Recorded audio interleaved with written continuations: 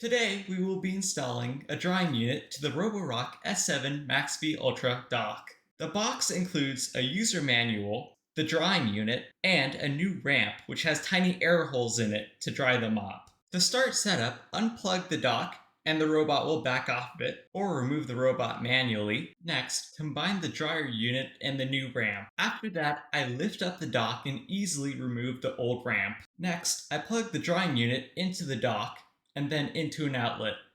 The final step is to go to the Roborock app, go to Settings, and under Dock Settings, enable Auto Drying. Drying can be set from 2 to 4 hours. Drying can also be enabled or disabled manually by using the button on the drying unit.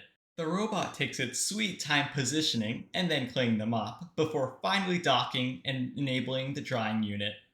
Unlike the jet engine, when it cleans out the dust bin, the drying unit is very quiet. You can barely hear it.